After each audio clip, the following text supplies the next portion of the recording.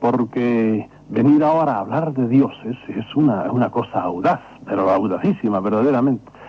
Y yo por muchos años no creí en semejante cosa, pero a base de darle vueltas a muchos hechos que por muchos años estuvieron ocultos, porque o no nos dejaban leer de eso, o eso era demoníaco, etcétera, etcétera, a base de darle vueltas a muchos hechos, uno llega a la conclusión de que sí, de que existen, además creyendo lo que dicen las mismas religiones, empezando por el cristianismo, de que existen, y ahí defino lo que yo entiendo por dioses, unas entidades no humanas inteligentes, que son o superiores a los hombres, que son de los que trato en el libro, o a veces inferiores a los hombres, que tienen algún tipo de inteligencia, pero que existen, es lo que la Iglesia llama ángeles, y que las demás religiones tienen 40.000 nombres para ellos, pero en todas admiten que hay un tipo de, pueden llamarle mensajeros de Dios o lo que sea, son seres inteligentes no humanos, y eso es una cosa que entra dentro de la más pura ortodoxia cristiana.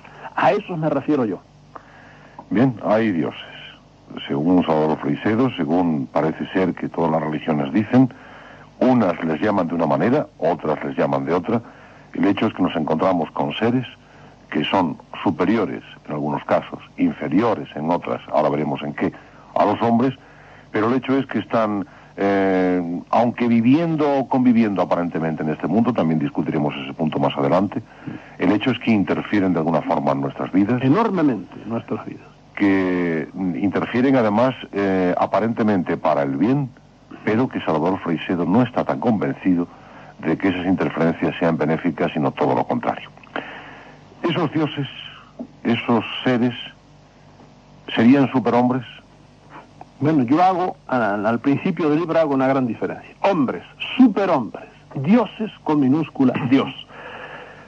Yo hablo de los hombres.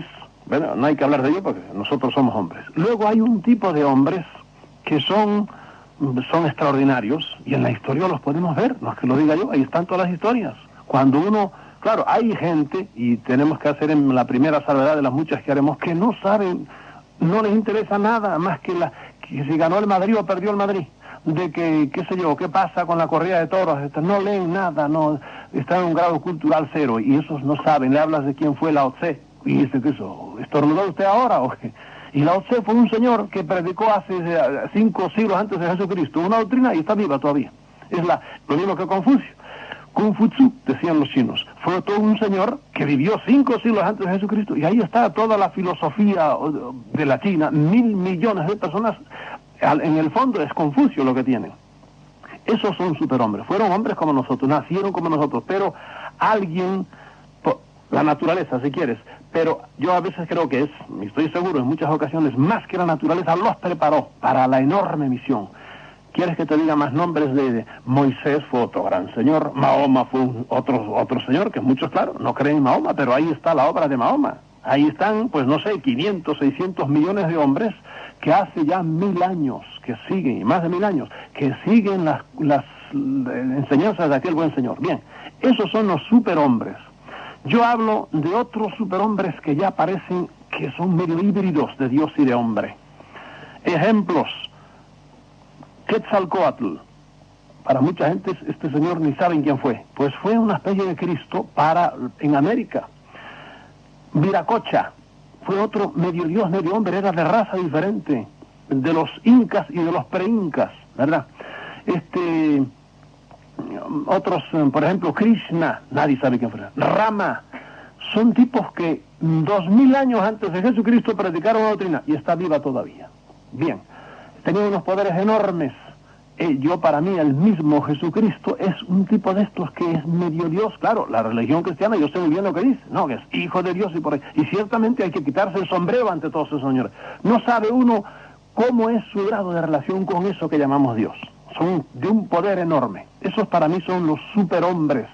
Por encima de ellos vienen lo que yo llamo dioses. Es decir, unas entidades que ya no han nacido de mujer. Algunos de estos superhombres nacieron de una manera rara, como Quetzalcóatl, como el mismo Jesucristo, como muchos otros de estos semidioses antiguos, ¿verdad? Nacían todos de madre virgen, etcétera, etcétera. Y su padre no era un hombre mortal, sino que era un dios, con minúscula. Pero estos que me refiero yo en el libro no son gente que no ha nacido de mujer, que no son hombres como nosotros, que tienen mucho más poderes, que se presentan que en forma humana y de repente se desaparecen. Esto lo vemos en toda la historia y lo vemos actualmente también. A esos es a los que yo llamo dioses, y tienen, por ejemplo, mentalmente, en el terreno intelectual, mucho más poderes que nosotros. Los hay de muchas categorías, y siempre yo he dicho, como lo dice todo el mundo, que los ángeles, que es el nombre que la Iglesia le da a estos dioses, es como en un ejército, arcángeles, tronos, querubines, serafines, porque no todos son igual, ni mucho menos. Los arcángeles son los más fuertes de todos ellos. Es decir, que te lo están diciendo de una manera medio velada o medio... no saben bien a lo mejor lo que dicen, pero están diciendo que hay jerarquías entre ellos. Y en las demás religiones es igual, hay jerarquías. Esos intervienen en la vida humana mucho más. Conforme a la Biblia, lo podemos ver, se metían a hacer y deshacer matrimonios, etcétera, etcétera. Se metieron con las hijas de los hombres, tal como nos dice el Génesis, y la Iglesia está diciendo constantemente que se aparecen y se desaparecen, etcétera, etcétera. Ahora, yo me he convencido, a base, y aquí pegamos un salto enorme al fenómeno ovni, a lo que está pasando hoy, que siguen interfiriendo enormemente en la vida humana, pero de una manera muy discreta, porque ellos buscan sus cosas, que es casi el meollo del libro. ¿Qué busca esta gente en sus intervenciones con los hombres? Yo he tardado, antes yo no creía en nada de esto, he tardado muchos años en caer en la cuenta a base de atar cabos. Y vienen, interfieren en lo que quieren y nos engañan como chinos. Y aquí quiero decir una cosa que es fundamental. El que quiera explicarse todo este mundo de estos seres, que es abundantísimo, que está por encima de nosotros y que no podemos conocer del todo bien porque son más listos que nosotros, el que quiera explicárselo de alguna manera, que mire para abajo, para el reino de los animales. Nosotros somos los dioses de los animales. Nosotros interferimos constantemente en la vida de los animales. ¿Para qué? Ni para bien ni para usarlos. A veces nos conviene y los ayudamos. Siempre los usamos, siempre. Porque yo me harto de decir, el pastor sale todos los días, temprano, se sacrifica, en pleno invierno y saca sus ovejas, etcétera, y se sacrifica para ellos, pero acaba comiéndoselas a todas, o vendiéndolas. ¿Por qué? Porque él usa, ellos nos usan a nosotros también.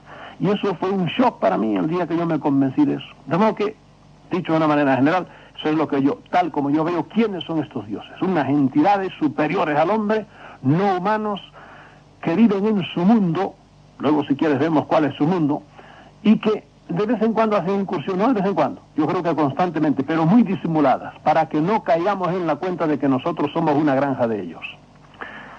Vayamos a ese mundo, Salvador. ¿Cómo es ese mundo de esos seres tan extraños? ¿Cómo supones tú que es? Claro, yo digo aquí cosas, y vuelvo a decirlo, me harto de decirlo, me puedo equivocar, casi seguro que me equivoco en muchas cosas, porque es muy fácil decir lo que hay en esta mesa ahora, ¿verdad? Ahora es mucho más difícil conjeturar a base de los ruidos que hay en el piso de arriba. El que habla de estas cosas que no se ven directamente, y más si hay unas inteligencias que están tratando de disimularlo, es muy fácil que se equivoque. Ahora, no se equivoca en absoluto el que nunca se interesa por estas cosas, pero comete el gran error de no pensar en nada de eso. Yo me atrevo a hablar de eso, y vuelvo a decir que me puedo equivocar, pero muchas veces me parece que estoy más cerca de lo que han dicho otros, y de lo que oficialmente os dice, o sea la ciencia o sea la religión. Y vamos al mundo de esta gente. Entre ellos hay muchas más diferencias de las que hay entre los hombres, muchísimas más. Nosotros solo diferimos en estatura, en nacionalidad, en lengua, en raza. Ellos difieren en muchísimas otras cosas. Estas entidades inteligentes, no humanas. Y claro, yo no sé, como que me estoy imaginando la sonrisa de alguna gente diciendo, bueno, ¿y dónde saca estas cosas? Y yo le diría a él, pero ¿y cómo usted no tiene ojos para leer la historia? Bueno, es que no tiene ojos porque yo le diría a muchos de los oyentes, ¿cuándo ha leído usted alguna vez a Plinio? ¿Sabe usted quién es Plinio? Pues mire, Plinio fue un señor, o Tito Livio, que escribió tal cantidad de libros que no caben en esta mesa. Y ya, en tiempo de los romanos, léalo, era tan inteligente como usted y como yo, y ya verá la cantidad de cosas que le dice de este tipo de cosas. Y no hay historiador, yo creo, que no, hasta los modernos, que no hable de cosas raras, que no tienen explicación. Absoluto, no hay historiador serio que no hable de cosas raras. Puede ser que los antiguos, como Heródoto, hablaran ya de demasiadas cosas raras, pero los modernos, a veces dicen cosas que no tienen. Bueno, hoy día los historiadores modernos son los periodistas que te están diciendo la historia diaria. Y en un historiador moderno, los superhistoriadores serán la AP, Associated Press, la Reuters, la AF, las agencias de noticias. Y las agencias de noticias constantemente están diciendo cosas rarísimas. ¿Qué pasa? Por ejemplo, en mis libros hay citas. El año, no sé si 50 y tantos, cayó una lluvia de cebada encima del Empire State Building, el edificio más alto del mundo en aquel tiempo.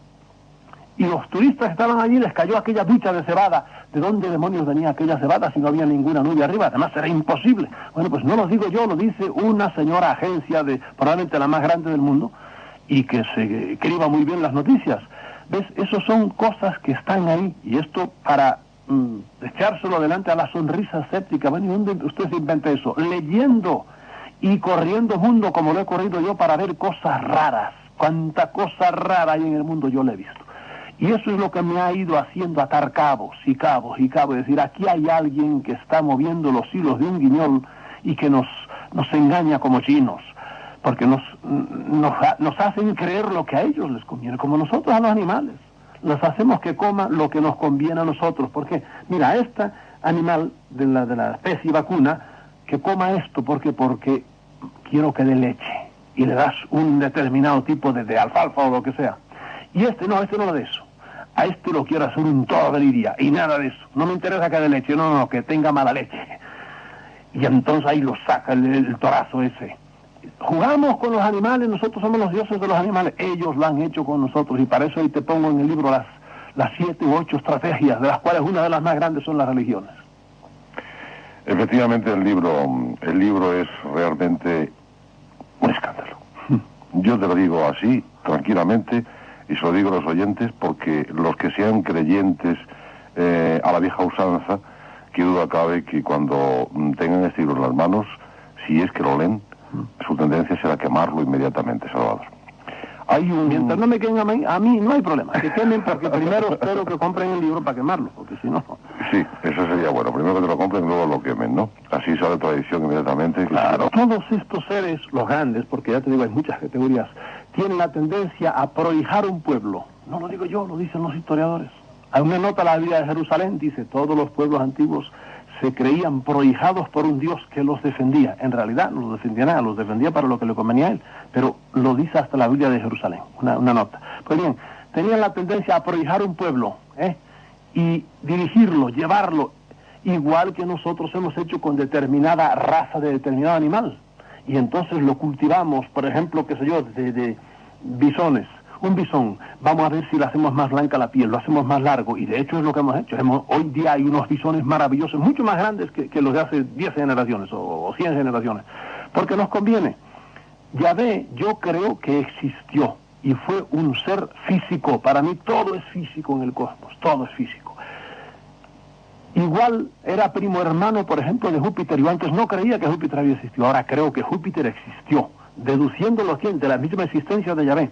Pero es que me he encontrado ahí en el libro, tienes un paralelo, del cual habla Faber-Kaiser en su libro, un paralelo entre lo que le pasó a los hebreos y lo que le pasó a los aztecas, y el paralelo entre el Yahvé de los aztecas, que se llama Huitzilopochtli, y Yahvé, vamos, es que parece que eran hermanos de leche, hasta en la mala uva que tenían los dos, estaban siempre cabreados, siempre, porque Yahvé estaba perpetuamente cabreado, y tú no sé si te acordarás, cuando éramos niños, decíamos, perdona a tu pueblo, Señor, no estés eternamente enojado, y aquellas cosas que cantábamos, decía, pero bueno, ¿qué clase de leche que necesita bicarbonato sódico? Porque parece que no hace bien la digestión, está siempre de malas. Todos los dioses eran así. Huitzilopochtli también tenía, y Pachacamac, diríamos, el Yahvé de los incas era igual, y les pedía los terribles sacrificios que les pedía. El paralelo es enorme. Yahvé andaba montado en su nube, ¿verdad? Huitzilopochtli los hizo caminar también, mucho más que a los hebreos. Durante siglo y medio estuvieron caminando. Pero por lo menos, y según tu libro, los hace caminar en línea recta y bueno, es un viaje real. Pero es que los israelitas estuvieron dando vueltas por el desierto como tontos. Sí, es cierto, eso fue una cosa absurda, pero bueno, estos, mira, eran 300 kilómetros, estos los hizo caminar por lo menos 1.300 kilómetros. y les tuvo que caminar mucho más tiempo, y les dieron leña de todos los colores, porque tuvieron que atravesar desde el estado de Sonora arriba, no se sabe exactamente por dónde bajaron, pero se encontraron con toda suerte de otomíes y antes que ellos, ¿cómo se llamaban? Los 24. Yo digo ahí los paralelos que hay entre los amorreos, jebuseos, etcétera, con los cuales se encontraban los hebreos, todos los tipos de otomíes y tlaxcaltecas con que se encontraron los aztecas, y ahí debía haber unas matanzas del demonio. Y este señor diciéndolos hasta que yo les dio su tierra prometida, que es precisamente donde está hoy la Ciudad de México, en la mitad del lago. Los paralelos son tan enormes que uno dice, pero bueno, ¿y cómo es posible que en detalles que no tenían por qué ser? Por ejemplo, cuando les exige un rito tan absurdo, y un rito tan raro, y un rito tan doloroso como es la circuncisión, y les exige también Huitzilopochtli, les enseñó la circuncisión, que es un rito totalmente antinatural, ¿verdad? Y tú veías circuncidando a los aztecas, a sus hijos. Uno dice, pero ¿y por qué es esto? Cuando les dice, construyan un arca chiquita en la cual yo me voy a comunicar con ustedes. Y se comunicaban, tenían un arca también. Y lo primero que hacían al llegar a un sitio era hacer un templo y guardar el arca, con la cual se comunicaban con el Señor. ¿Y sabes dónde estaba montado? En un águila. Era un águila gigantesca, blanca, que iba siempre delante de ellos. Cuando se paraba el águila, igual que dice el libro de Levítico, se paraba la nube, donde estaba Yahvé, se paraba el pueblo, se paraba el águila de los aztecas y se paraban ellos también. Y a veces los tenía 40 años parados. Y les hacía convertir aquello, porque les decía lo que tenían que hacer, en un paraíso. Esto no lo digo yo, lo dijeron los frailes franciscanos que escribieron la historia tal como se la contaron los aztecas cuando llegaron. Y cuando ya tenían aquello convertido en un paraíso, un buen día, parece que se le hincharon las narices y dijo, sigan para el sur. Tumben el dique ese, tenía un lago tremendo, es donde está Tula hoy, y para afuera. Y entonces el Moisés, que se llamaba precisamente Moshe, como se llama en hebreo, Moisés, Moshi se llamaba, le dijo, pero ¿a dónde vamos si ya estamos bien aquí? ¿No? Le entró un cabreo tremendo al Yahvé de los, pero tremendo, le dijo, yo no te escogí, porque todos son primos hermanos en todos ellos. De modo que Yahvé para mí fue uno de estos. Sacrificio sangriento, has dicho una de las palabras clave o de las frases clave de esta noche y que van a escandalizar, supongo que mucho a nuestros oyentes. En la Biblia efectivamente no se piden generalmente sacrificios humanos.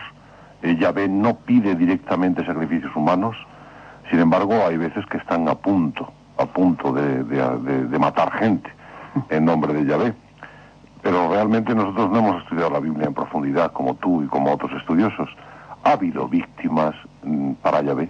Hombre, pues Yahvé no los pide, pero Yahvé mataba a gente como loco. Cuando le decía a Moisés, por ejemplo, Moisés dice, bueno, hemos perdonado a los lactantes y a las madres por ahí. ¿Cómo los has perdonado? Acaba con todos ellos.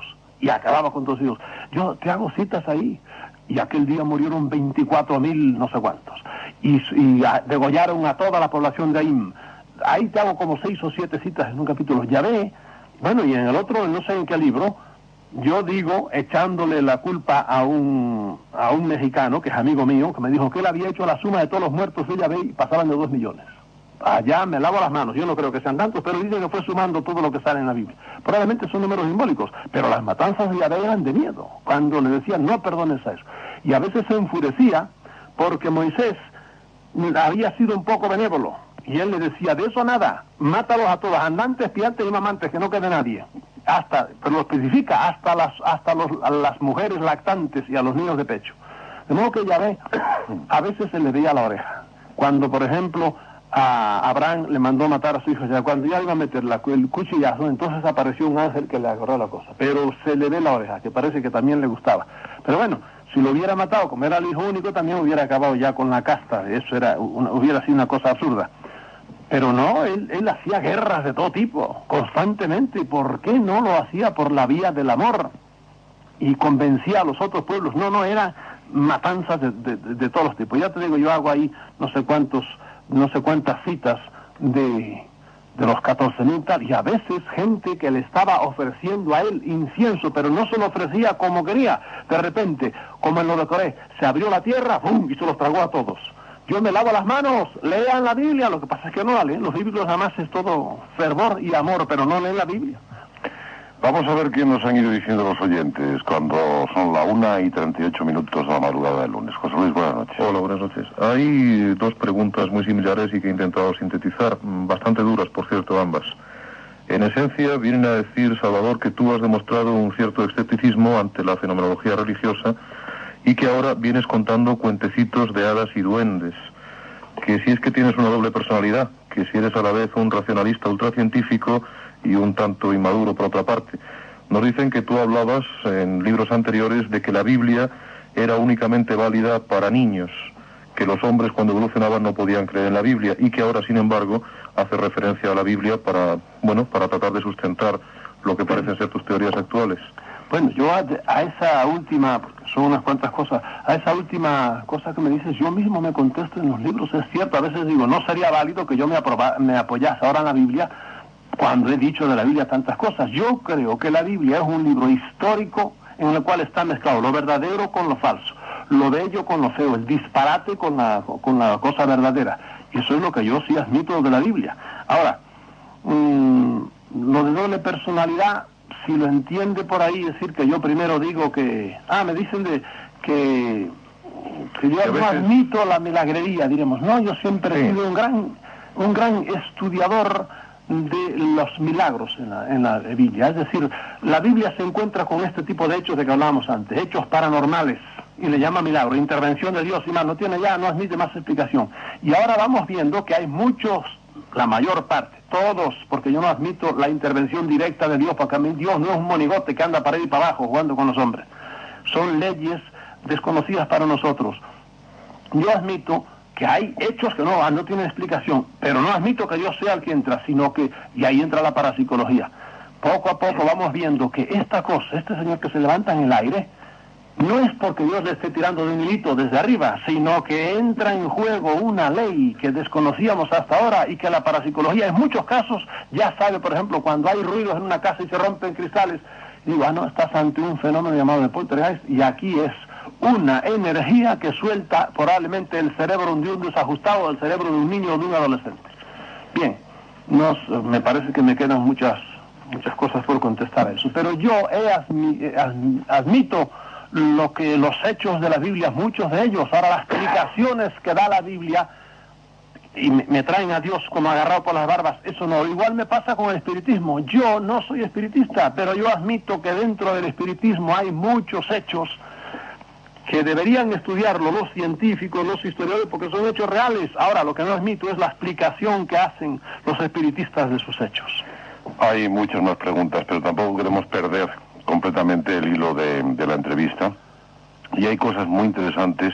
Pongo como una de las pruebas históricas, ahí tienen, Joseph Smith, el fundador de los mormones, es una cosa clave de las 40.000, pero como la tenemos tan cerca, y precisamente en el estado de Nueva York fue donde... Le da más valor todavía. Pero muchísimo valor, ahí no hay duda. Estaba arando un día, estaba arando y orando, haciendo una pausa, una cosa, y de repente se le presentó un ángel. Llámale como era en la cultura occidental, era un ángel. Si fuera en Oriente, pues sería un deva, es decir, un espíritu. Y si fuera en África, pues y fuera entre la cultura negra, pues sería, qué sé yo, le llamaría un Changó, o le llamaría, qué sé yo, cualquiera de los 40.000 nombres que tiene en la religión de los anteros. Pues bien, este hombre vio eso y se puso inmediatamente de rodillas, que es lo que yo digo al fin del libro: no te hincas delante de nadie, usa tu cabeza, que es lo que, por eso, esto que tú hablas del movimiento de los ateos, así que no sé bien, usa tu cabeza, no entregues tu cerebro a nadie. Eso es lo que tenemos que ir a eso, porque si no nos comen el coco, o los políticos, o los deportivos, o los banqueros, o los Reagan, o cualquiera, nos comen el coco todo el mundo. Hay que usar su cabeza, que es lo grande que nos ha dado Dios. Bien, a este hombre estaba orando y se le presentó aquel, y como siempre le soltó un rollo, le soltó el rollo místico. Es el libro del Ángel Moroni. Y el hombre, pues, copiando a Dios, no solo se lo soltó, le dijo: mira, para que veas que yo vengo de parte de Dios, te voy a dar esto que te estoy diciendo escrito. Lo encontrarás debajo de una piedra en tal sitio. Y estamos hablando ya no del año de la Guácara, estamos hablando de ahora, de los tiempos históricos, del siglo pasado. Debajo de tal piedra. él fue a los tantos días, tardó días en encontrar eso, en que se lo dijera concretamente al ángel. Se fue debajo de un gran pedrusco y allí se encontró un libro que tenía las hojas de oro, y ese libro se lo llevó él al notario, y ya estamos en una nación moderna.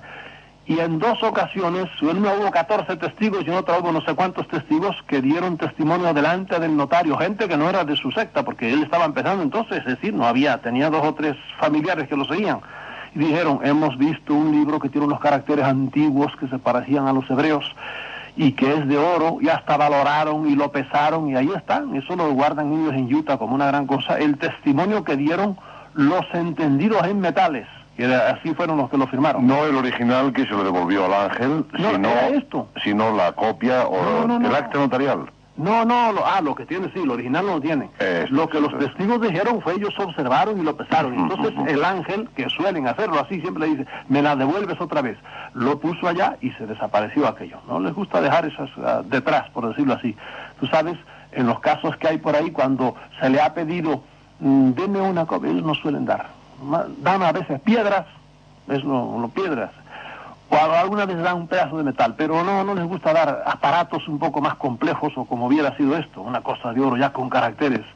Ya le enseñaron cómo descifrar esos caracteres, eso no se lo dieron.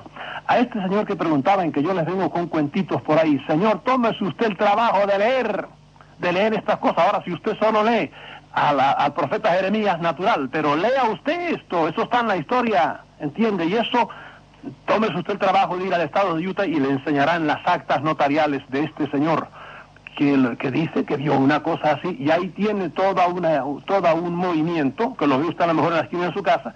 Son esos rubitos de caramelo que andan por ahí, los mormoncitos, eso por todas las esquinas. Es de un hombre que predicó verdaderas, algunas cosas son chifladeras, ¿verdad?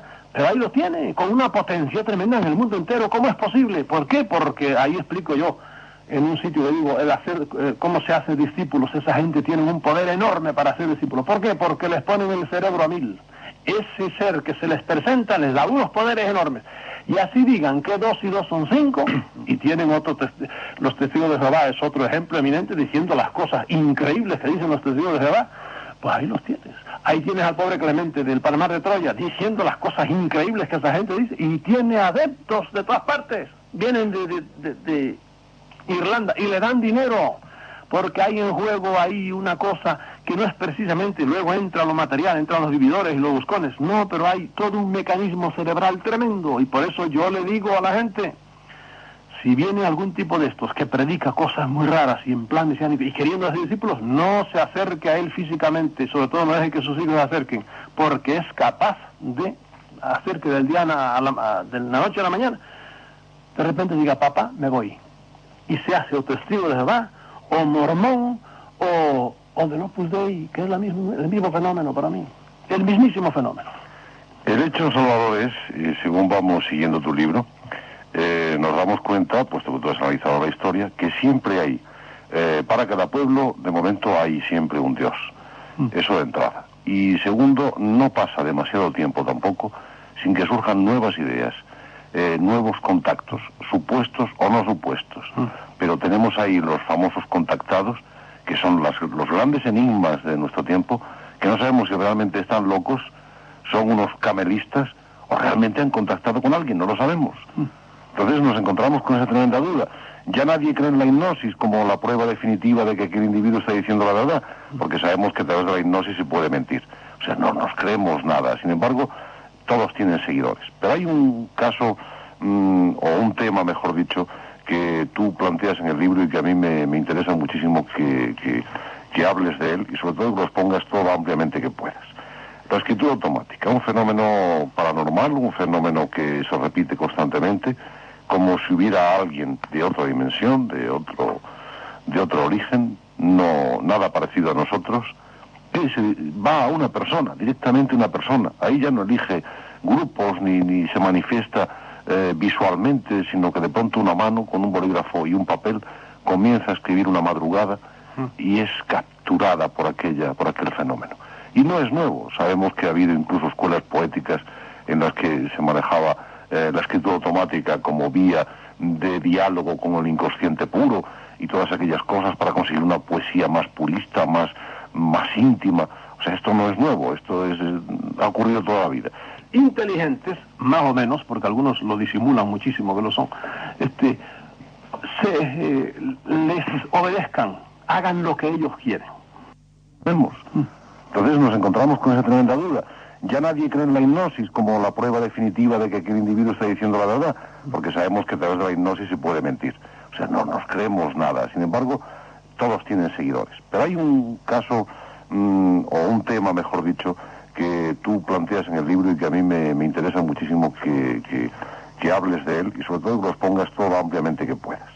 La escritura automática, un fenómeno paranormal, un fenómeno que se repite constantemente, como si hubiera alguien de otra dimensión, de otro origen, nada parecido a nosotros. Va a una persona, directamente una persona. Ahí ya no elige grupos ni se manifiesta visualmente, sino que de pronto una mano con un bolígrafo y un papel comienza a escribir una madrugada y es capturada por aquel fenómeno. Y no es nuevo, sabemos que ha habido incluso escuelas poéticas en las que se manejaba la escritura automática como vía de diálogo con el inconsciente puro y todas aquellas cosas para conseguir una poesía más purista, más íntima. O sea, esto no es nuevo, esto ha ocurrido toda la vida. Inteligentes, más o menos, porque algunos lo disimulan muchísimo que lo son, les obedezcan, hagan lo que ellos quieren. De modo que la escritura automática para mí es una de las maneras, no de las más importantes ni mucho menos, pero una de las maneras de manifestarse los dioses. Los dioses se manifiestan de maneras públicas y de maneras privadas. Eso es una manera privada. Maneras privadas de manifestarse, las apariciones. Hay gente que está en su habitación y sin que tenga la mano que se le mueva ni nada, de repente ve cosas o empieza a oír cosas, ¿verdad? Es un tipo de aparición, de eso está llena la historia. Incluso el cristianismo, al Señor que llamó antes, yo sé que hay muchísimos santos han tenido apariciones y se les han hablado, etcétera, etcétera. Yo conozco eso también y lo equiparo con lo que pasa a gente que están fuera del cristianismo. Otra manera que tienen los dioses de manifestarse, las apariciones son lo más importante, y todas las grandes religiones y las pequeñas han comenzado por apariciones. Y dentro de una religión, a veces coge una nueva fuerza dentro ya de una religión, la devoción X, la devoción al Sagrado Corazón de Jesús. ¿Por qué? Por las apariciones de Santa Margarita María de Alacoque. Y ahí cogió impulso la devoción al Sagrado Corazón. Se le presentaba alguien que decía que ella creía, y la Iglesia lo cree así, yo no lo creo, que era el Sagrado Corazón de Jesús, que era Cristo con el corazón fuera, y le dijo y dio candela dentro. Tienen suerte esas apariciones cuando son en un marco y no son demasiado heréticas, porque a veces salen un poco, como le pasa al Clemente de Troya, un poco marginales y los liquidan. Es decir, los intereses creados ya de la religión vieja acaba con quien sea, o con Savonarola, o con qué sé yo. Gente que han predicado, ha habido cientos de esos casos dentro del cristianismo, cosas que molestaban al poder constituido y los aplastaban. Bien. Otra manera de manifestarse son lo que yo llamo el proceso de la iluminación. Hay mucha gente que está medio dormido, se da casi siempre cuando el cerebro está en alfa, y de repente empiezan a sentir algo así como un orgasmo mental, que les llega hasta los tuétanos, y empiezan a sentir un gozo fisiológico, pero al mismo tiempo la mente se les empiezan a comprenderlo todo. Esos son los estados de éxtasis, de rapto de los místicos. Y gente que nunca ha practicado nada. Son fenómenos curiosísimos que ha estudiado sobre todo William James, que no tiene nada religioso.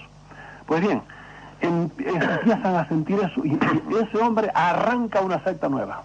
¿Entiendes? Son lo que yo llamo iluminación, que a veces es sin aparición, nada más que empieza a sentir, y ahí probablemente él fuera, no ya como la escritura automática, que la escritura automática, y es otra de las maneras de manifestarse los dioses, la mente no sabe lo que va a escribir, es el brazo el que se mueve, y entonces el pobre individuo que es víctima de ese fenómeno, fíjate bien, que es víctima de ese fenómeno, está leyendo él pasmado, adiós, mira lo que estoy escribiendo, mira lo que estoy diciendo, porque él no sabe, no le pasa a través de la mente, directamente la influencia va a la mano. Es igual que pasa en la Ouija, la gente está moviendo la Ouija, y de repente están leyendo todos, porque no les pasa a través de la mente.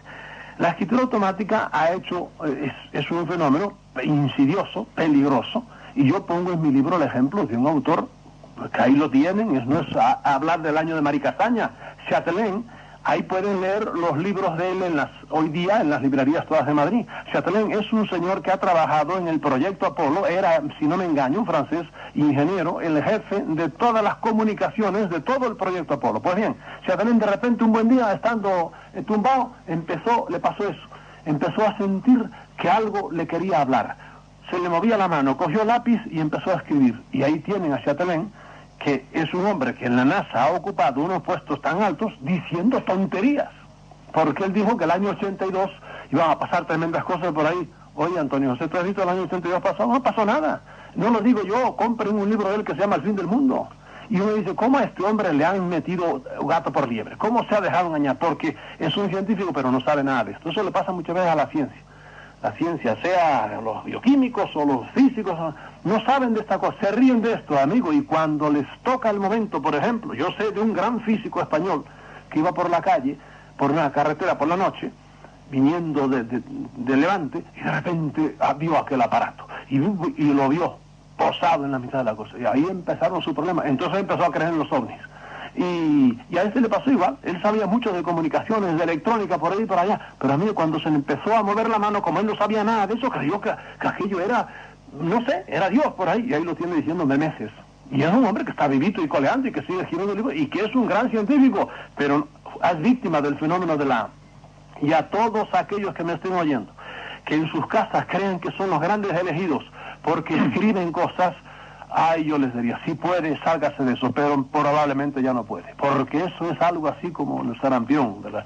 Se te mete dentro y ya no puedes, aunque quieras. Y yo sé de casos que han querido salir y no han podido, porque les dan unos dolores de cabeza terribles. Es más, en el aire se le empieza a mover la mano.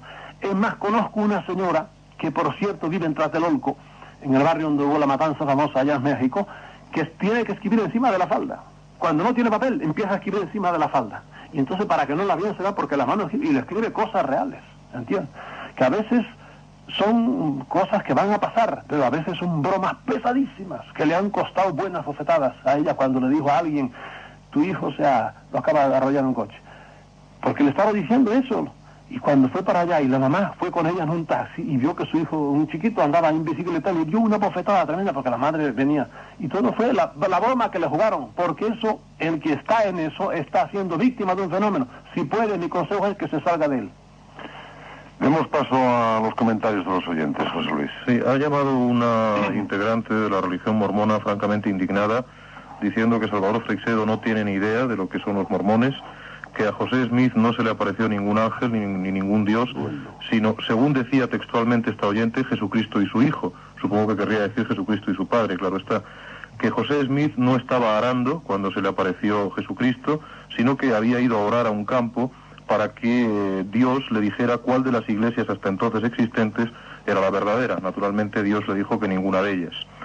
Nos dice también que el libro de oro no se le devolvió al ángel, ni a Jesucristo, como ella entiende que es en realidad quien se apareció a José Smith, y que no se sabe dónde está porque por obra de Dios, y para que no haya problemas, no sé a qué tipo de problemas se refiere, se encuentra en un lugar oculto.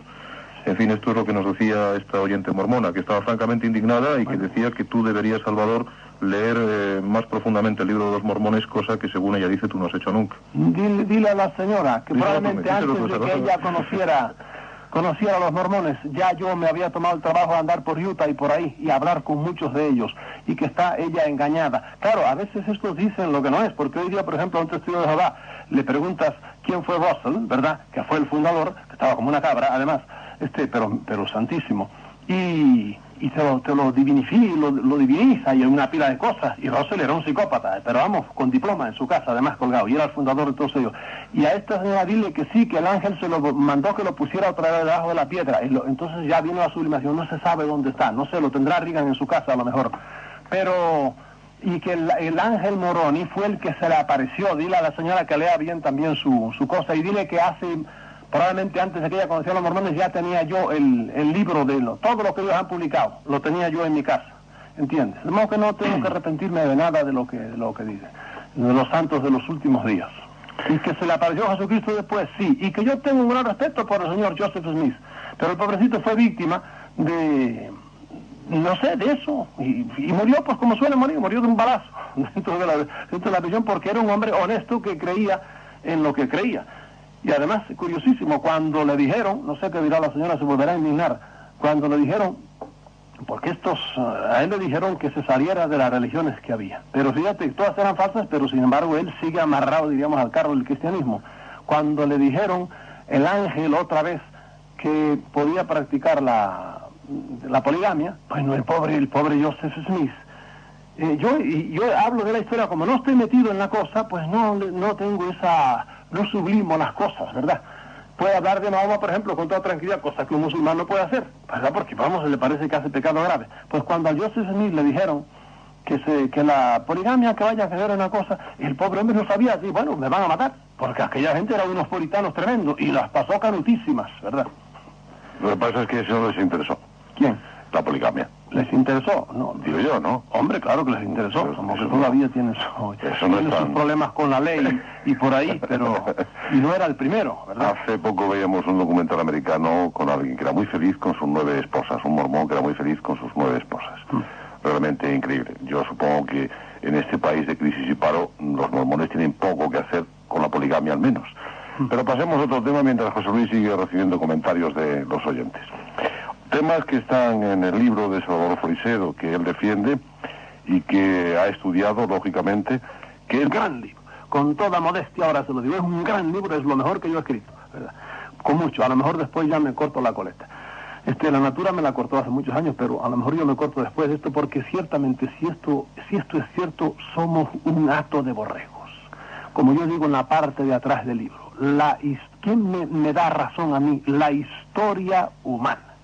No se puede decir la historia humana seca, hay decir la horrenda historia humana. Esto no hay por donde cogerlo.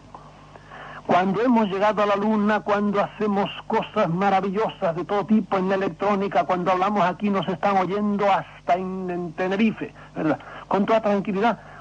Estamos a punto de acabar unos con otros, porque unos locos en un lado y otros locos en otro están apuntando los misiles a ver cómo es posible. Porque hay unos señores interesados en que los hombres estemos siempre peleando.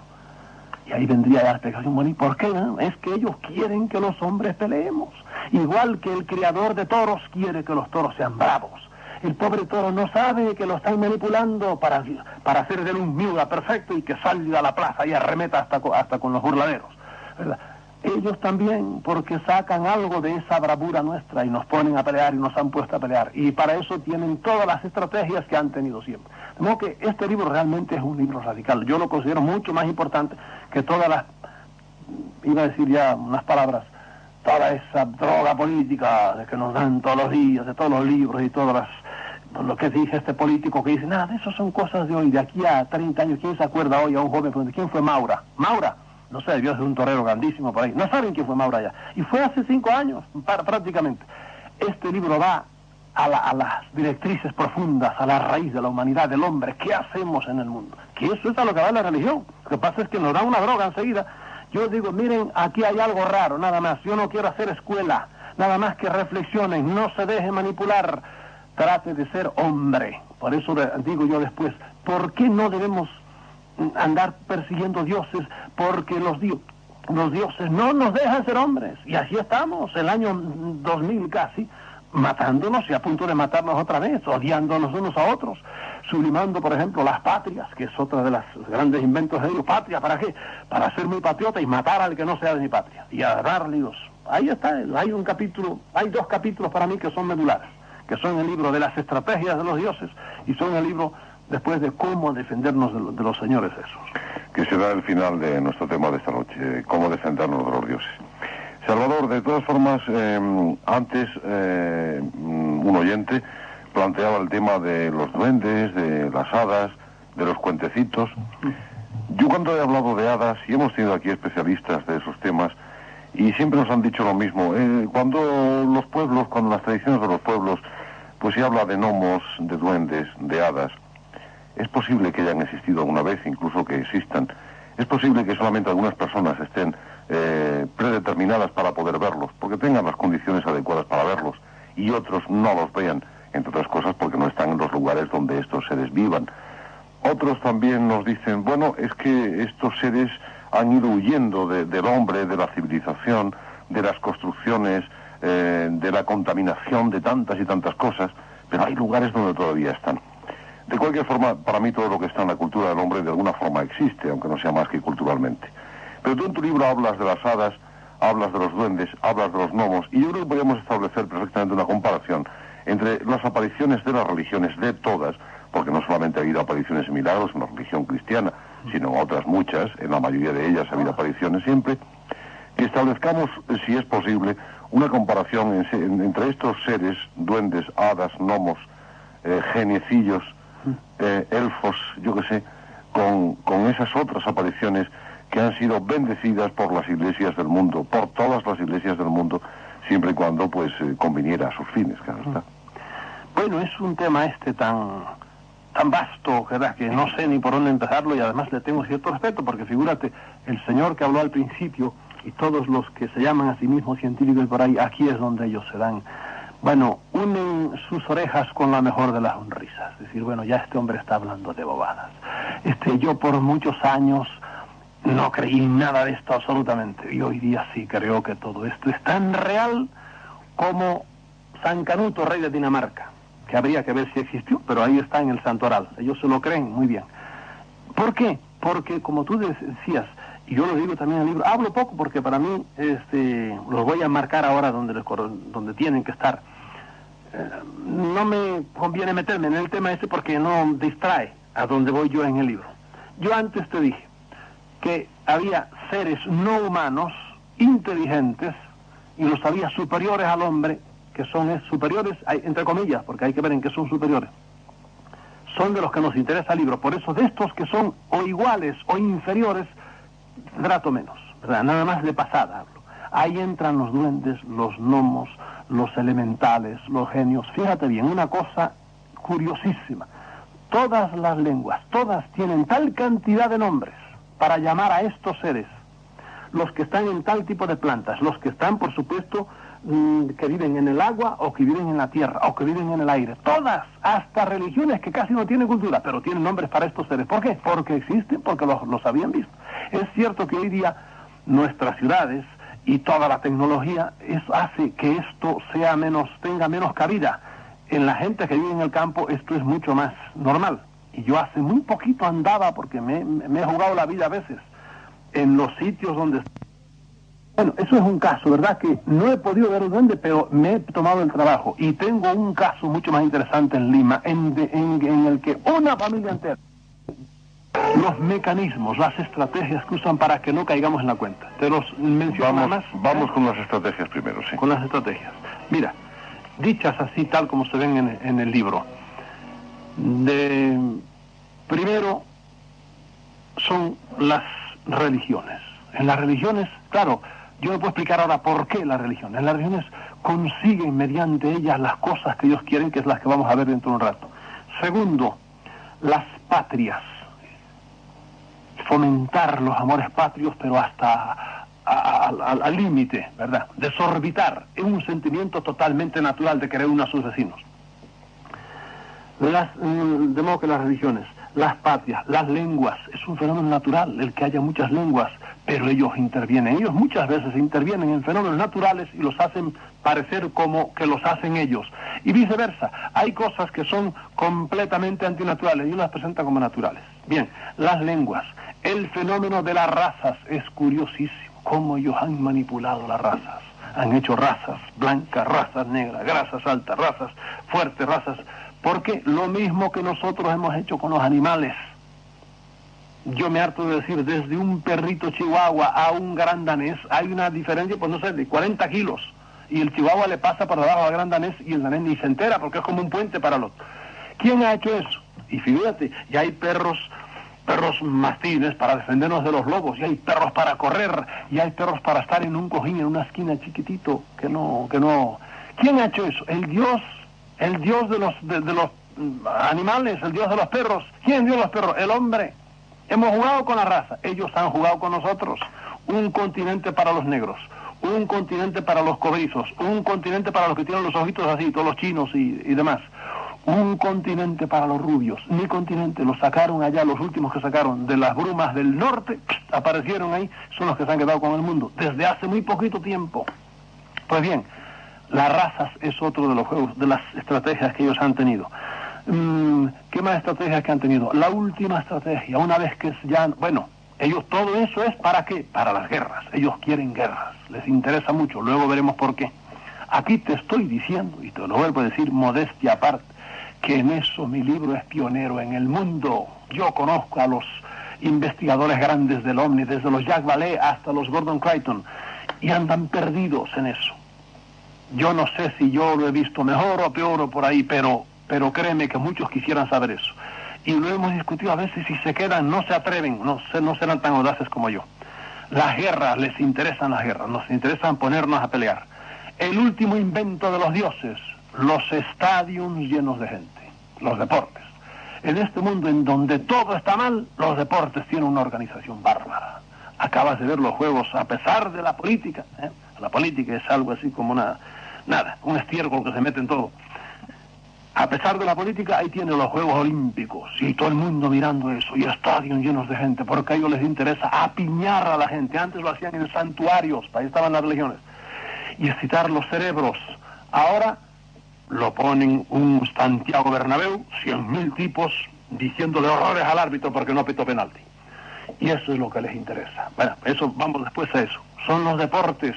El domingo a las 3 de la tarde, si tuvieras mirada de águila, verías Toledo, Madrid, Barcelona, toda España está llena, pero vas por toda Europa, todo el mundo está lleno de estadios. La gente unida físicamente y excitados. Si no están excitados no les interesa nada. Hay que excitarlos de una manera o de otra. Y otra cosa, que estos días los periódicos hablan, y yo estoy con esta matraca hace mucho tiempo, y escribí una vez un artículo muy largo, y una revista no me lo quiso publicar. ¿Quién quema los montes? Los grandes y enormes incendios forestales que hay en el mundo entero. Para mí es obra, no todo, hay muchos montes que arden por los irresponsables que tiran colillas, y hay muchos montes que arden porque hay gente que les interesa quemarlos por ahí, pero hay veces que arde una superficie que es equivalente, yo diría, a la tercera parte de la península ibérica, como el año pasado en Australia. En Brasil en 5 años ardió casi media España. ¿Quién quema eso? ¿Quién ha plantado eso? Ahí hay una mano que no es humana, les interesa a ellos, y te explico en el libro por qué. Fíjate que todos los dioses mandan quemar víctimas, sobre todo carne. Esas son las grandes estrategias que yo desmenuzo en el artículo, en uno de los capítulos, los juegos de los dioses se llaman. Es duro admitir todo esto, es raro admitir todo esto, pues, puede ser que me equivoque, ahí se lo dejo, y se lo doy con hechos. El nombre debía llamarse Paulinismo, y yo conozco muy bien la epístola a los romanos y la epístola a los hebreos, etcétera, etcétera, y Dios bendiga a Pablo y que siga diciendo que va a haber falsos profetas y todo eso, pero yo no creo en ese señor. Había otra llamada un poco más dura, bueno, te lo voy a decir textualmente, en la que nos decía que tú estás como una cabra, y que cómo puedes, si tú estás como una cabra, hablar. Él me decía que concretamente de José Smith, yo creo que de quien has hablado en ese sentido era del fundador de los Testigos de Jehová, y no lo recuerdo bien. Los mormones, sí. Fundador de los mormones, sí. Mormones, sí. Bueno, me habías dicho que estaba como una cabra. ¿Quién? ¿Él? Sí, lo habías dicho. Dios lo bendiga, pues que trate de no ordeñarme porque no me voy a dejar ordeñar. Y entonces dice que como tú, que eres en realidad un iluminado, es lo que nos decía textualmente este oyente, puedes hablar mal de los iluminados anteriores. No, lo mío no ha venido, fíjate bien, yo digo siempre, todo conocimiento que venga vía iluminativa, vía iluminación, es decir, cuando tú estás tumbado, que es como suele pasar, y de repente empiezas a ver, no, yo es vía deductiva, yo leo, y pienso, y si alguien viene y me quiere empezar, si puedo zafarme, empieza a dictar toda una cosa, lo mando al cuerno, porque yo quiero con mi cerebrito deducir y no dejarme atracar de todas esas ideas.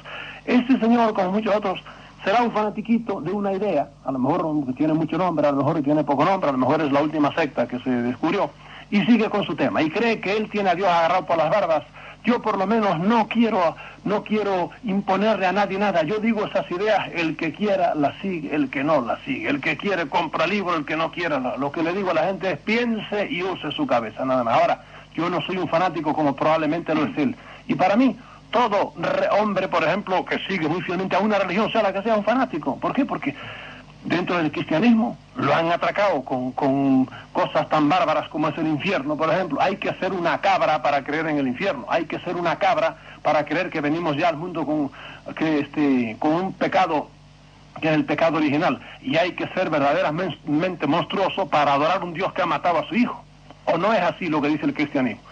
El Yahvé mató a su hijo para salvarnos a los otros. Digo, pues un hombre que mata a su hijo es un monstruo.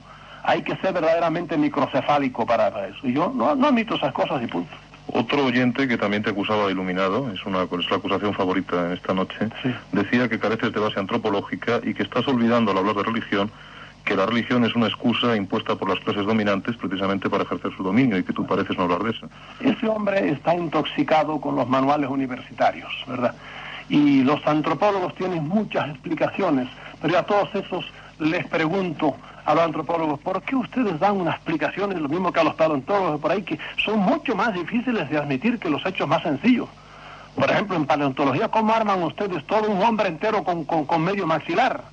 Toda una cultura, a lo mejor con media pata de un señor ahí.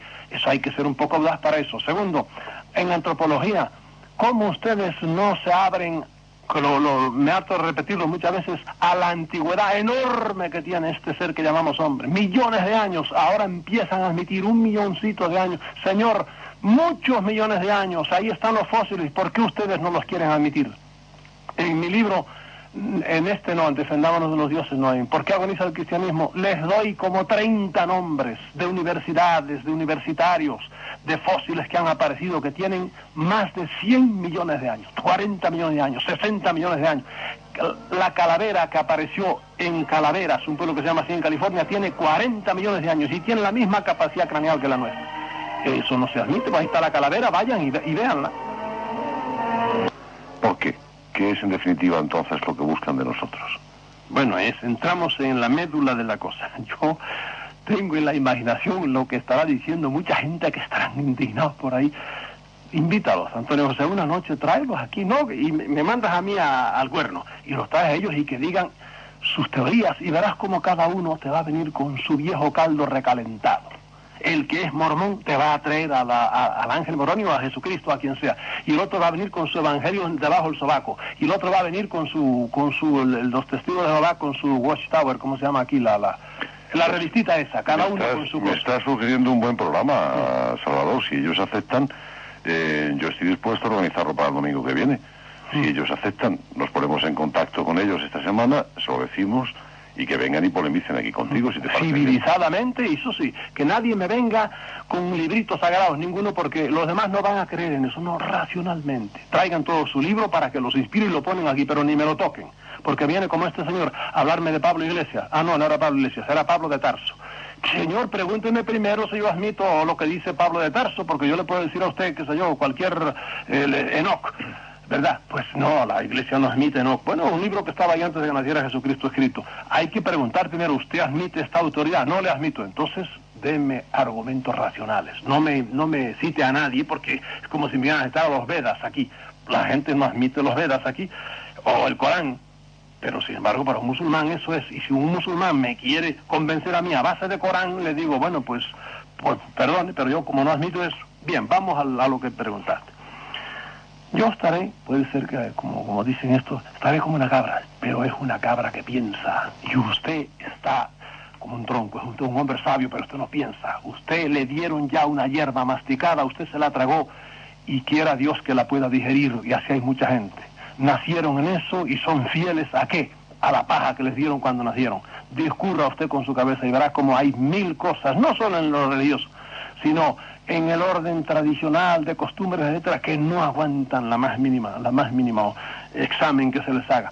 Pero no, hay que ser, la fidelidad es uno de todos los engaños de los dioses, fidelidad a las tradiciones, pero si las tradiciones nos matan en 40.000 cosas. Bien, ¿qué buscan los dioses? Creo que aquí es poner el dedo en la llaga, y repito que me puedo equivocar.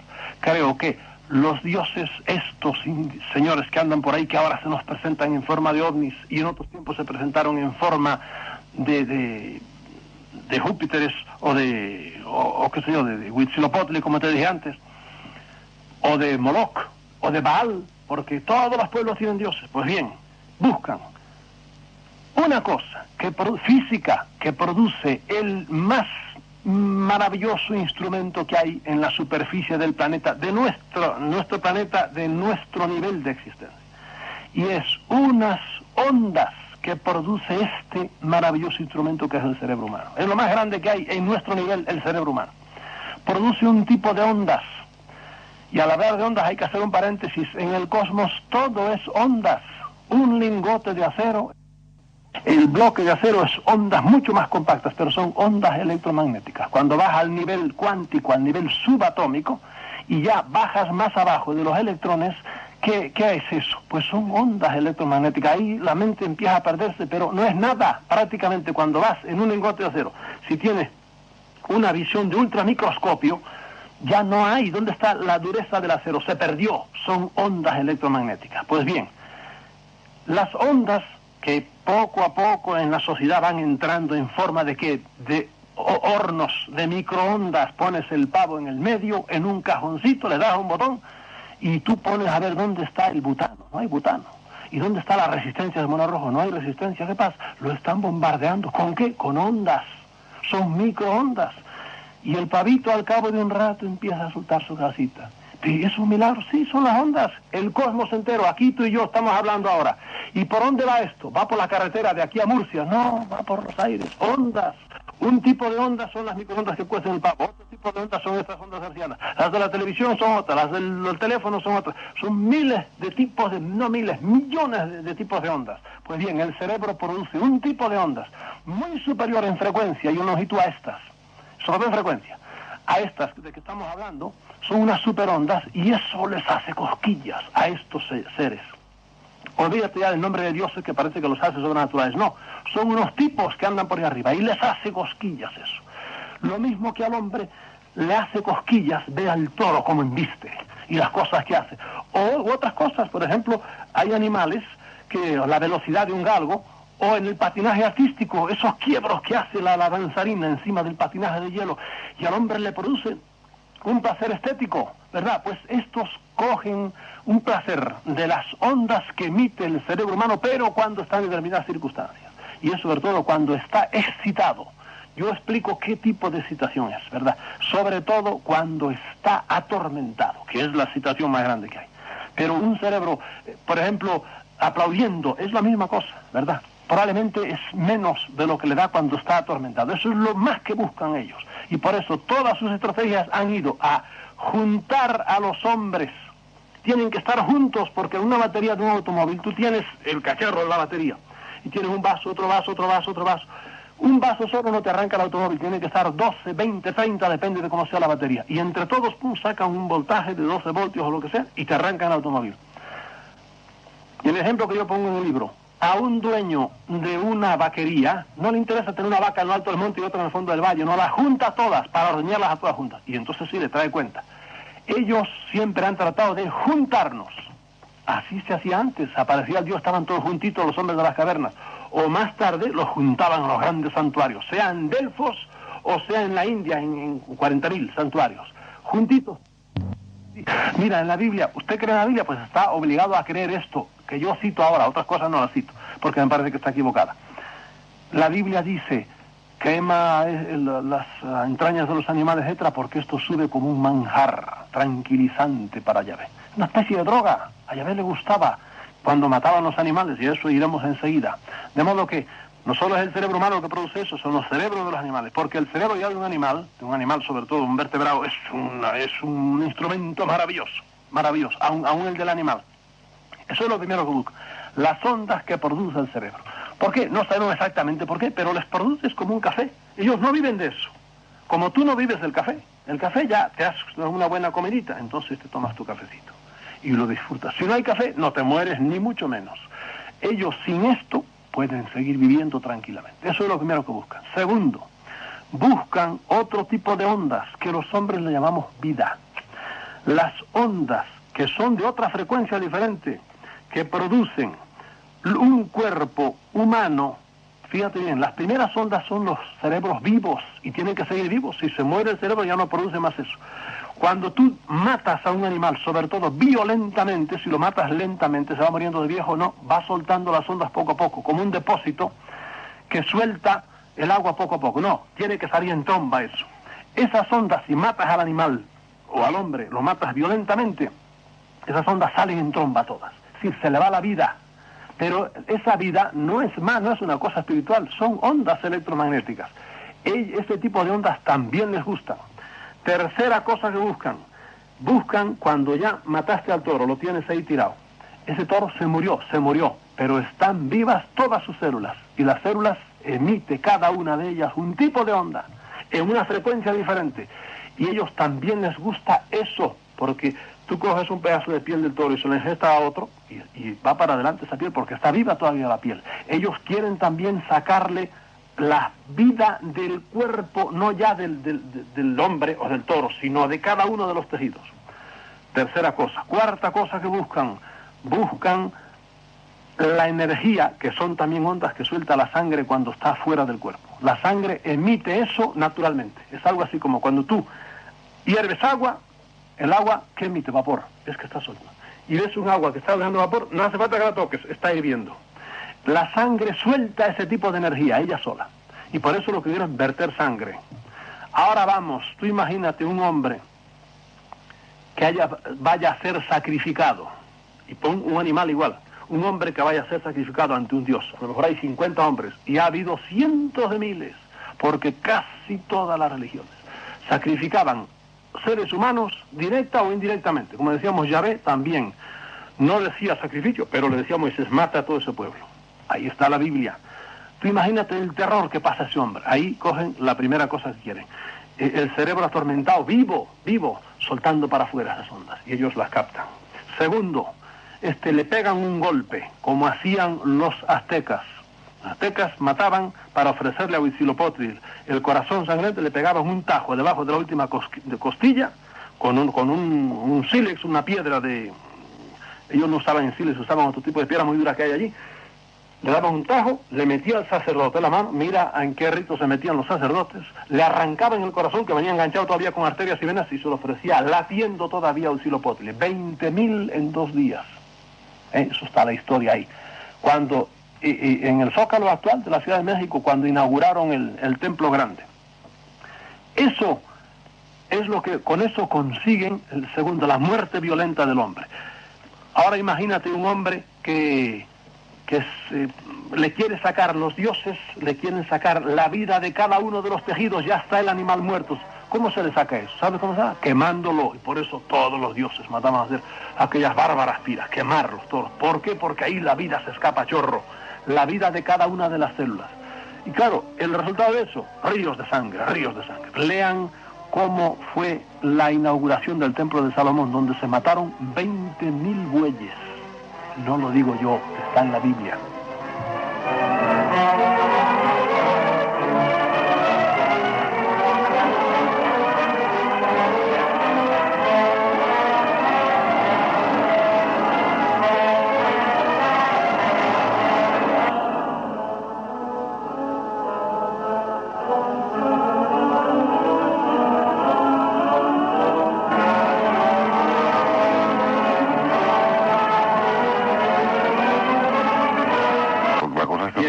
Acaba de decir una gran cosa. Muchos de los que a lo mejor están indignados ahora contra mí, vivimos, ahora por lo menos podemos hablar, y yo no quiero meterme, Dios me libre, en políticas, que aprendan muchos que en cuanto tienen el poder en las manos no dejan hablar a nadie, y solo ellos, lo que ellos dicen, lo que ellos piensan y cómo ellos conciben a Dios y al mundo y al orden social, eso es lo único que se puede decir. Esto lo hubiera podido decir yo hace, 10 años. No, ¿por qué? Porque estaba prohibido pensar y punto. Ahora por lo menos ellos que discrepen y que me llamen cabra y todo lo que les dé la gana, ya que tienen el mal gusto de oírme a mí, ¿verdad? Y yo tengo también la libertad ahora de hablar, y eso es mucho más humano y mucho más cristiano, señores. ¿Por qué? Porque el cristianismo también está muy basado en ese respeto a la persona humana, que muchos se olvidan de eso. Bien. No rendir la mente a nadie. Antes de eso, déjame decirte que ¿por qué tenemos que defendernos de los dioses? Antes de cómo tenemos que defendernos. Nada más te voy a dar una razón. Porque no nos dejan ser hombres. Hace miles de años que el hombre ha puesto toda su inteligencia, todo su esfuerzo. ¿En qué? En adorar a Dios, en seguir sus mandamientos, cada uno sus mandamientos, y en virtud de esos mandamientos nos hemos matado, pero como chinches. En virtud de mandamientos religiosos, nos hemos matado protestantes a católicos. Y eso que seguimos a un mismo Dios. Mahometanos a cristianos. Ahí están matándose. Nos hemos matado y nos seguimos matando. Ahí está el Ulster. El Ulster, ahí está Pakistán, Pakistán y la India. Unos son mahometanos, otros son hindúes. A matarse por las vacas, condenadas vacas. Ahí está el infierno del Líbano, donde en el fondo de todo está, ¿quién? El fanatismo israelita. Hace 4.000 años vino Yahvé y les dijo unas cosas, y en virtud de eso todavía se han convertido en los nazis del Medio Oriente. Bien, vamos a dejar eso ahí, que si no dicen que entramos en política. De modo que no nos dejan ser hombres. Yo cada vez que entro en una catedral aquí y veo esas cosas bárbaras, esas montañas de piedra maravillosas. El otro día entré en la de Segovia, que digo, qué cosa más madre. En un tiempo en donde la gente se moría de hambre. Se morían de hambre y haciendo casas para Dios. Pero Señor, si Dios ha hecho la bóveda del firmamento, ¿qué le vas a hacer casa? No sea ridículo. En vez de hacer fábricas, en vez de matar el hambre, en vez de hacer laboratorios para que no se muriera la gente de peste, en vez de que los niños nacieran canijos, haciéndole catedrales y catedrales, cuando la gente se moría de hambre allá por los siglos XII, XIII y XIV. ¿Por qué? Porque estamos siguiendo eso. Ahí vamos a la cosa. ¿Cómo nos demos? Esto era, y lo dejo en el aire. ¿Y por qué tenemos que defendernos? Porque no nos dejan evolucionar, que es lo que tiene que hacer el hombre. Primero, no rindas tu mente a nadie. Nunca a nadie absolutamente. Aunque venga uno de yo soy Dios, pues mira, déjame pensar ahora a ver si tú eres Dios o no eres Dios. Porque veo que a aquel se le presentó Dios y le dijo una cosa, y a este se presentó Dios, al de los mormones por ejemplo, y le dijo otra cosa, y nos puso a pelear a los dos. Cuidado, no creo en nadie. El último juez de todo es siempre será mi cerebrito. Y si me dicen que tengo que creer porque sí, a la brava, mala suerte, entonces, mire, no me dé Pentateuco, arránqueme la cabeza. Pero mientras me dé cabeza, déjeme usarla, porque para eso. Los pies son para caminar, la cabeza para discurrir. No le rindas tu mente jamás a nadie, piensa tú. Y si no ves claro, pregúntale a otros. Segundo, no le ofrezcas tu dolor a nadie. Todos los dioses piden dolor, porque eso es lo que les interesa, el traumatizar la mente humana. Todos los dioses piden dolor. No le ofrezcas nunca tu dolor a nadie, sobre todo a Dios. Dios que pide dolor es un Dios falso. El millonario que le pide al pobre es un cretino, es un desgraciado, es un ladrón. ¿Cómo Dios, que es dueño de todo, está pidiendo dolor? Todos los dioses piden dolor, y el Dios cristiano también. Y en medio del cristianismo tenemos plantada la cruz. ¿Y la cruz qué es? La cruz es el símbolo de la alegría, de la felicidad, del optimismo. La cruz es símbolo del dolor. ¿Cómo es posible eso? Porque estamos adorando a un Dios falso.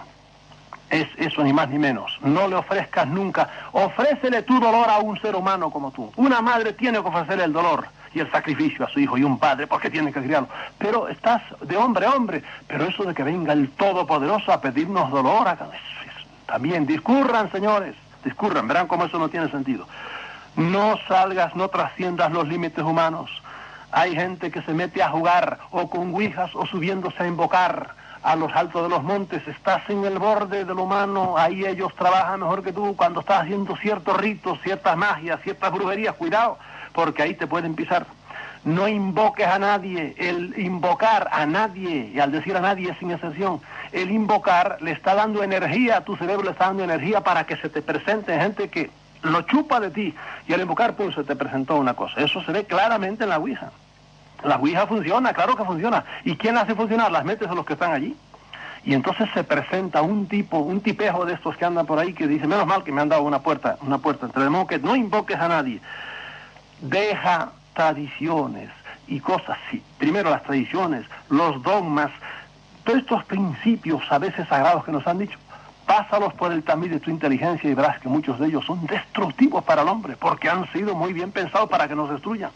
Déjalos de lado y admite solo aquello. Ahí sí voy a ser yo Paulino, seguidor de San Pablo, porque ahora me conviene serlo.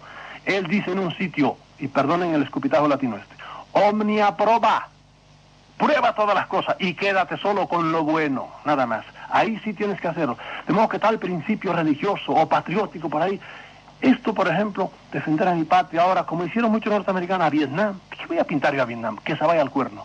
Pero es que es un deber patriótico, váyanse al cuerno con su deber patriótico. Esto no voy a matar yo vietnameses porque no me da la gana. y entonces se escapaban para Canadá. Muy bien hecho. De modo que hay que dejar de lado todo solo porque sea una cosa sagrada, tradicional, solo por eso no. Si es bueno, lo acepto, y si no, no. Por último, no, que me quedan más cosas por decir, ahí pongo como 8. Tenemos que cambiar radicalmente nuestra idea de Dios. Mientras Dios sea un tipo más, mientras Dios sea una persona más, mientras Dios sea un ser que está pidiendo al hombre dolor, sacrificio, que haga votos de castidad y votos de esto y votos de lo otro, estamos perdidos entonces. ¿Por qué? Porque primero nos asfixia el alma. Segundo, la idea que él tiene de Dios es diferente y no me voy a dar leña con él. No, dejar Dios. Dios es demasiado grande para nosotros, lo que tenemos que hacer es evolucionar más humanamente, hacer una teología. Por eso yo subtitulo el libro, Defendámonos de los dioses. Título grande. Primer subtítulo, la culminación del fenómeno ovni, porque para mí los ovnis son la última manifestación de estos dioses. Y le pongo otro subtítulo, hacia una nueva teología. Hace falta una teología en donde el hombre no esté buscando como un loco a Dios, como si Dios fuera un fetiche que anda por ahí. No, en donde el hombre trate de evolucionar y el centro de la teología sea el hombre. ¿Para qué? Pues para que crezca. Es que el niño, ¿qué tiene que hacer? Andar viendo cómo le da gusto a Felipe González, que es el presidente de la nación. No, el niño lo que tiene que hacer es crecer él y hacerse un ciudadano. La humanidad tiene que crecer ella, tiene que dejar de pelear, tiene que dejar de guerrear, de estar traumatizada, tiene que superar las enfermedades. Estamos muertos todavía por cánceres y por cosas, y gastamos miles de millones. El loco de Reagan y el loco del Chernenko ahí, miles de millones. ¿Para qué? Más cohetes. Pero no sean imbéciles, no sean cretinos.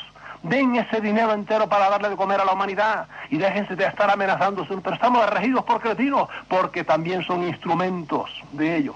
Y ahí nos tienen muertos de miedo a todo el mundo. De modo que la teología del hombre, a eso vamos. Y eso es mientras, mira, en la humanidad, mientras no entre, más o menos, no sé si por todas, pero por las ideas y las directrices que yo digo en ese libro, vamos a seguir siendo tan imbéciles como somos. Amenazándonos, porque por si acaso no fueran buenos unos, ahí tenemos a la NATO, que también está haciendo sus pinitos de gastarse también sus 100.000 millones y cosas por el estilo. Eso es lo que yo propongo en ese libro. ¿Son ideas locas? No lo sé. Eso es lo que ha dado mi cerebrito y ahí se lo pongo. ¿Le gusta? Pues léalo y cómpralo y medítelo. ¿No le gusta? Pues, y sobre todo lo mejor que hace, algunas cosas recíbalas y otras no recíbalas. Eso es todo lo que tengo que decir. A lo largo de toda la noche lo ha ido repitiendo. Mi cerebrito, su cerebro, el de usted también, amigo oyente. Y seguramente de todo lo que usted ha escuchado aquí esta noche, hay cosas que rechazará de una forma contundente y tajante. Otras le habrán abierto dudas. Otras, en definitiva, habrán servido de revulsivo para usted. Pero lo que aquí había que poner sobre la mesa se ha puesto. Y ha sido un desafío. Todo un reto para que usted piense. Es algo que también a nosotros nos preocupa mucho. Que usted piense, que usted decida, que se prepare profundamente y una vez preparado, elija su camino. Que no se deje guiar ni por Salvador Freixedo ni por otros salvadores freixedos que hay en el mundo. Por nadie.